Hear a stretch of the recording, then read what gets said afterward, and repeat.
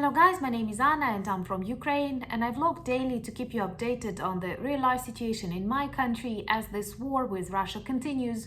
I'm sure we will win, and let my vlogs help you see this process. We're very grateful for the support of our allies, and if you're new to the channel and you like my videos, please subscribe, because the world needs to know more about Ukraine and our future victory. Today I want to speak to you about one of the Ukrainian towns that became very known, and that is Bakhmut.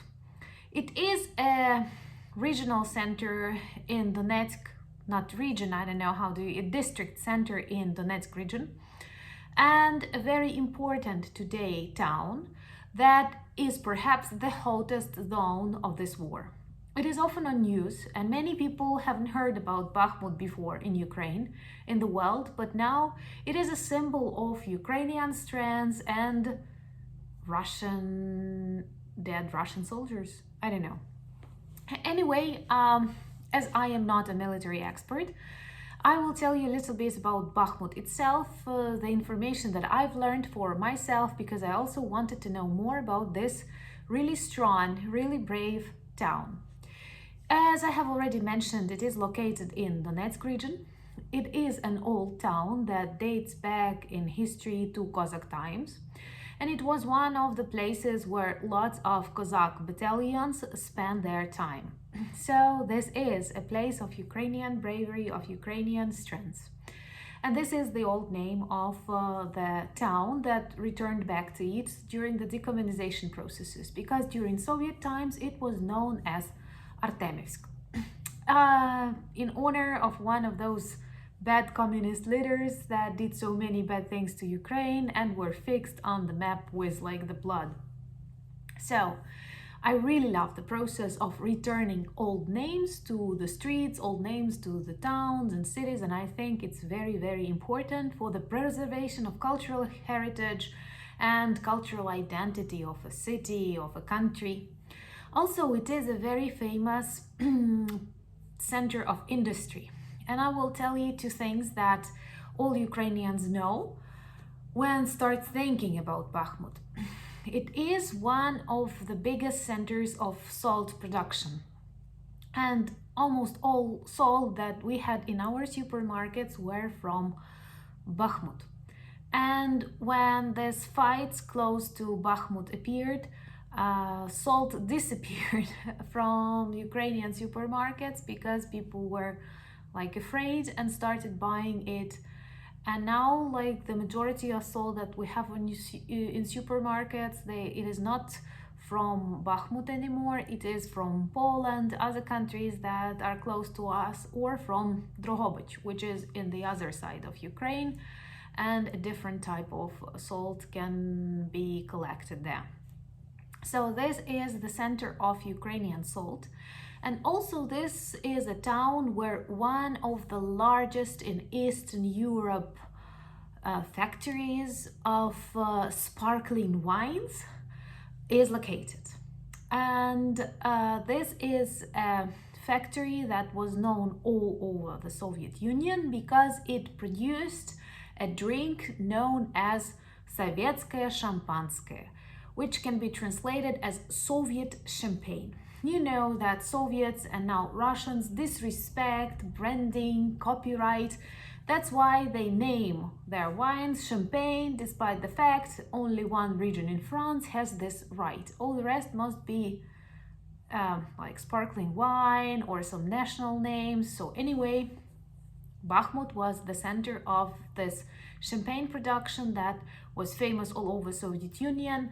The factory continued working after the independence. They changed its name to Artemivsk sparkling wine because that was a Soviet name of the city. And there were lots and lots of jokes in Russian media that they are going to take Bakhmut by the New Year so they can celebrate New Year with the champagne from the factory. But it didn't happen the way they wished, and it will not. But anyway, this is a fact that was discussed by the propagandists. And also, this is today the hottest zone and a very symbolic town of Russian-Ukrainian war. From what I understand, it does not have this unique military value, like leading to, I don't know, a sea or something else or a military base, but it is very important from this symbolical perspective because Russian orcs retreat, give up territories, die in thousands, and they need to demonstrate any kind of victory, so it is very important for them to take Bakhmut. Ukrainian soldiers are standing strong there, despite the fact that 60% of the city infrastructure were destroyed during this month. Russian army, as they claimed a strong army, planned to take Kiev in 3 days. They cannot take Bakhmut, that had 73,000 people living. Of course, now there are just a couple of hundreds of civilians who stayed, but this is a small town which they cannot take for months. Russians don't care about the number of victims in their army, and that is a tragedy of Russia and I think a kind of a mental disease. Approximately, they have already lost 5,000 soldiers trying to take Bakhmut, which once again is not Kiev, is not something super important from the logistical or military point of view, but they cannot give up. So daily they lose 100 soldiers just to stay on the territory of Bakhmut. Battles take place on the streets of the town, and from what I understand, this is a totally different kind of war in the conditions, in the environment of the town. And our soldiers, of course, get lots of valuable experience that maybe in future they will use to train others, but to never repeat this experience in reality. So the war, this hot period of war in Bakhmut is for months already.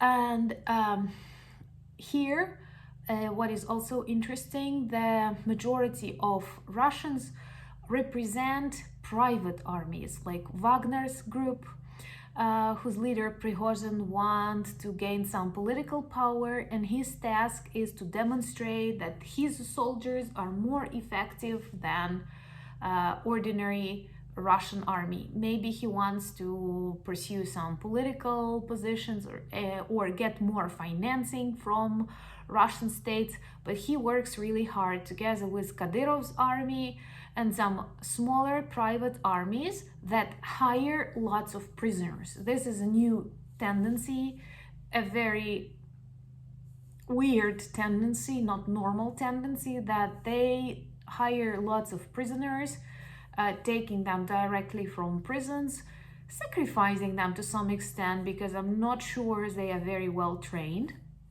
And all of these private armies, at the beginning, of course, they had more good people, like, trade experience, those that fought for Russia in Syria and other war zones. But of course, they also lose lots of people, and now they are less professional, but they are better equipped, and they are very brutal.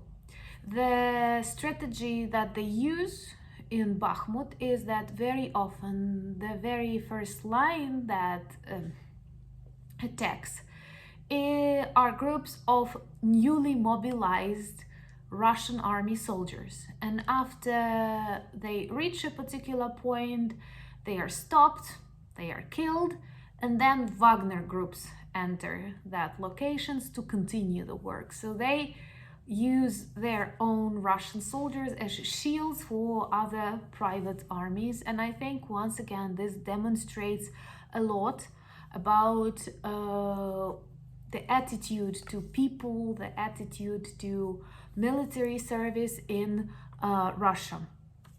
So for me personally, it was interesting to know the history of Bakhmut and to understand that today it stands for a symbol of Ukraine and the way we protect our territories, and how brutal and how violent can Russians be just for the sake of demonstration of their strength, because nothing's that specific can be worse, like thousands of Russian soldiers killed for the sake of this small town. But they don't care about people, they don't care about Ukrainians, but they don't care about Russians. And that is the most awful thing about them. I am not sure that I also like idea of private armies and how can they be controlled. Let me know, what do you think about that, and do you have something like private armies in your countries? Because there are lots of discussions on that in Ukraine and I haven't shaped my opinion yet.